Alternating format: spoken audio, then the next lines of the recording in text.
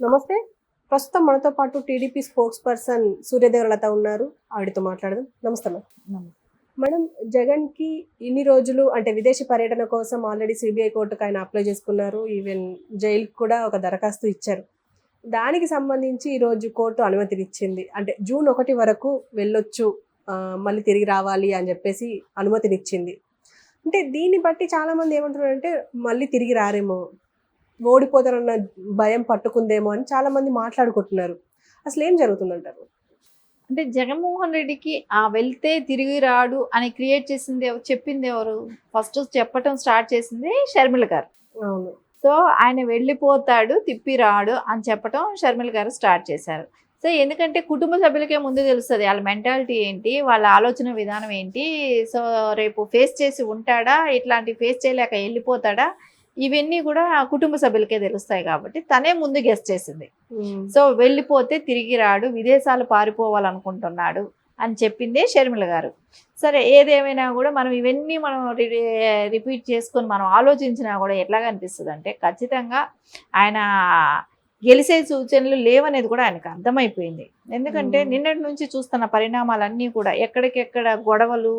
So వాళ్ళు ఓడిపోతున్నాం అనేసి వాళ్ళ క్యాండిడేట్లు ఎవరైతే ఎమ్మెల్యే క్యాండిడేట్లు ఉన్నారో వాళ్ళే నిరుత్సాహంతో బయటపడిపోయి ఓపెన్గా చెప్పటం. అంటే ఒక చోట రోజా గారిని తీసుకొనివ్వండి, నగిరిలో రోజా గారు చెప్పారు, మళ్ళా అనిల్ యాదవ్ చెప్పాడు, ఇంకా అంబాటి గారు, ఇంకా వీళ్ళందరూ చెప్పటం చూస్తుంటే ఖచ్చితంగా ఇంకా చాలామంది ఇదే నిరుత్సాహంలో ఉన్నారు. ఎందుకంటే కొంతమంది ఎమ్మెల్యేలు తరిం కొట్టారు కూడా. సో వాళ్ళు చేసే అరాచకాలకి ఇంకొన్ని చోట్ల చెంపపగల కొట్టారు. ఇవన్నీ చూస్తుంటే ఇంకా ఓడిపోయేది సహజం, మనం నిజంగా ఓడిపోతున్నాం అనేది ఒక ఫుల్ క్లారిటీ వచ్చేసాడు. సో ఇది వరకు ప్రచారంలో కొంచెం అంటే ప్రచారంలో ఉన్నప్పుడు ఏమనుకున్నాడంటే రౌడీజం చేస్తాం, సో మన రౌడీజం చేసి మన దొంగ ఓట్లు ఉన్నాయి కాబట్టి దాంతో మనం గెలవగలుగుతామని ఒక నమ్మకంతో ఉన్నాడు. అది జరగకపోయింది. అంటే 80% ఎప్పుడూ కూడా అంత పోల్ అవ్వలేదు, అంత పర్సంటేజ్ అంతగా ఎక్కువగానే పోల్ అయింది. సో అందుకని అంటే ఓటు వేయాలి అనే కసి ప్రజల్లో వచ్చింది. సో ఎవరైతే అక్కడ ఎమ్మెల్యే క్యాండిడేట్లు వచ్చి వాళ్ళు దౌర్జన్యం చేస్తున్నారో వాళ్ళ మీద తిరగబడటం కూడా ప్రజలు అనేది తిరగబడ్డారు కదా. ప్రతి చోట తిరగబట్టంలో కూడా ఆ భయం అనేది స్టార్ట్ అయిపోయింది. సో ఎక్కడైనా ఓడిపోతామనేది వచ్చింది. కంపల్సరీ వాళ్ళు ఓడిపోయే ఛాన్సులు కనపడుతున్నాయి కాబట్టి.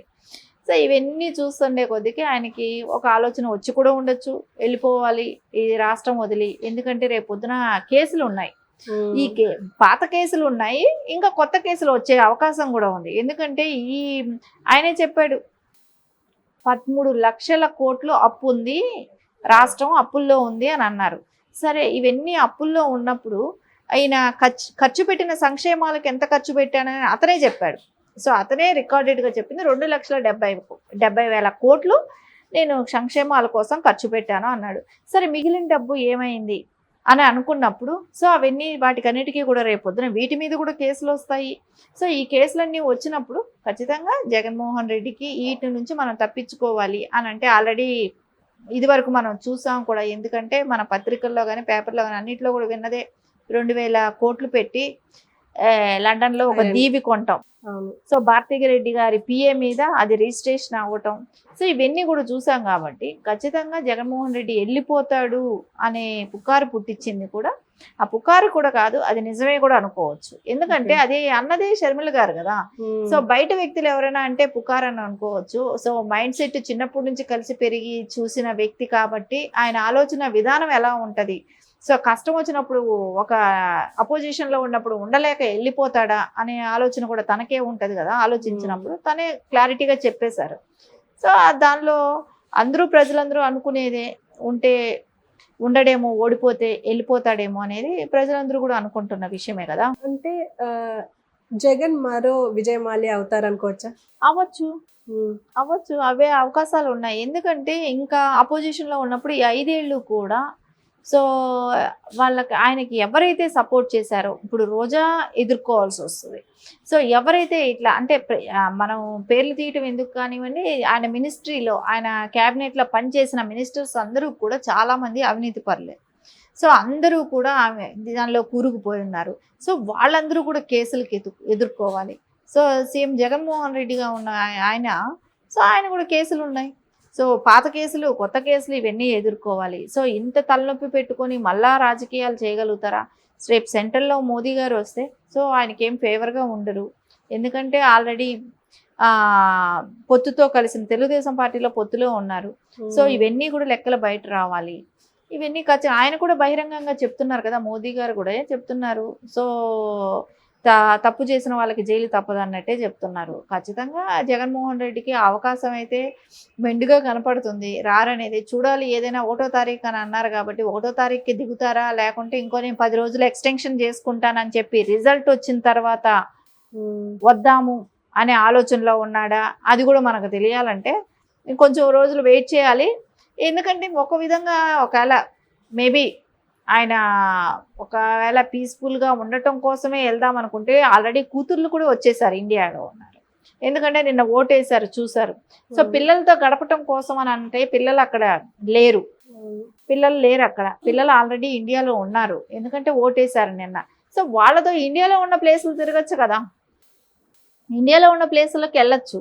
సో ఇప్పుడు అక్కడికే వెళ్ళాలి. ఎందుకంటే ఇంత కాంట్రవర్షియల్గా ఇంతమంది ఇన్ని చెప్తున్నప్పుడు ఆ నింద ఎందుకు తెచ్చుకోవాలి, ఆ పేరు మనం ఎందుకు పడాలి అనుకున్నప్పుడు ఖచ్చితంగా వాళ్ళైతే ఎల్లుండకూడదు, వెళ్ళకూడదు, ఇండియాలోనే మనం చేసుకునే అవకాశం అయితే ఉంది. అండ్ ఇంకోటి ఏంటంటే కంటైనర్లు కూడా తరలించారు అక్కడికి.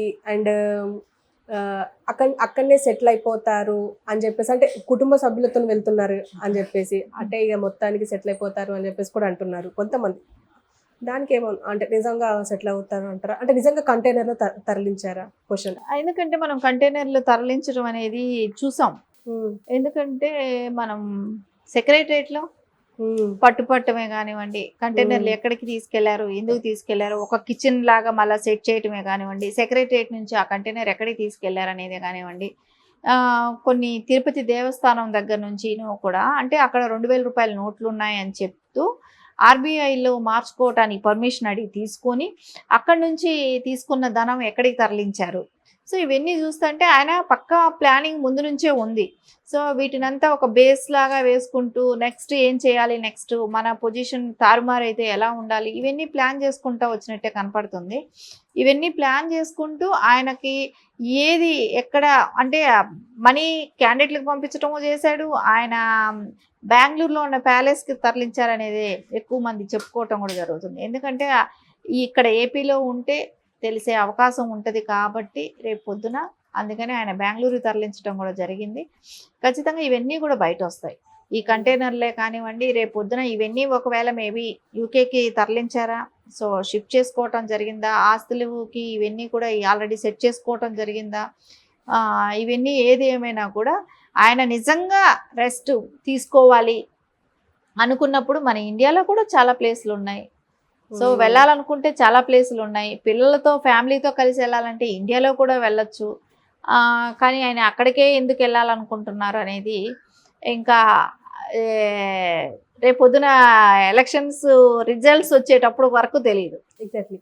అంటే రిజల్ట్స్ వచ్చిన తర్వాత ఇప్పుడు ఒకవేళ జగన్ ఓడిపోతే సేమ్ సీఎం కేసీఆర్ ఎలాగైతే 4 నెలలు 6 నెలలు బయటికి అంటే ఈ 3 నెలలు బయటికి రాలేదు, ఎముక ఇరిగిందనో తుంటెముక ఇరిగిందనో లేకపోతే ఏదో ఇష్యూ వల్ల, కానీ బయటికి రాకుండా ఉండిపోయారు. అలాగే ఇప్పుడు శిష్యుడు కూడా అలాగే చేస్తారు. అంటే కేసీఆర్ని శిష్యుడిగా భావిస్తారు కాబట్టి జగన్ను, కాబట్టి జగన్ కూడా ఇలాగే వెళ్ళిపోతాడు, లేకపోతే ఎటన్నా కనబడకుండా ఉంటాడు అని చెప్పేసి కూడా మాట్లాడుకుంటున్నారు. ఎందుకంటే ఓకే, అది కూడా జరిగే అవకాశం ఉంటుంది. ఎందుకంటే మనం గతంలో చూసాం, నారా చంద్రబాబు నాయుడు గారు సీఎంగా ఉన్నప్పుడు ఎప్పుడైనా అసెంబ్లీకి వచ్చాడా? సో అసెంబ్లీని బహిష్కరించాడుగా. సో ఆయన ఓటేసి గెలిపించిన నాయకులు ప్రజలు, సో ఆయన అసెంబ్లీకి వెళ్ళి మాట్లాడతారనే కదా. సో ఆయన అప్పుడే అసెంబ్లీకి రాని వ్యక్తి ఇంకా ఇప్పుడు వస్తాడా? వచ్చే అవకాశమే లేదు, రాడు కూడా. ఎందుకంటే మనం గతంలో చూసాం, ఆయన యాటిట్యూడ్ చూసాం. ఆయన ఎప్పుడు కూడా ప్రజా సమస్యలు అనేది అసెంబ్లీ వేదికగా చేసి చెప్పాలి, మాట్లాడాలనేది లేదు కాబట్టి సో ఇప్పుడు కూడా అసెంబ్లీకి రావటమే, ఆయన వచ్చి అక్కడ డిస్కస్ చేసి ఆయన చెప్పాలనే ఆలోచన ఆయనకు లేదు కాబట్టి ఖచ్చితంగా ఆయన ఇప్పుడు కూడా రాడు. Okay madam, thank you.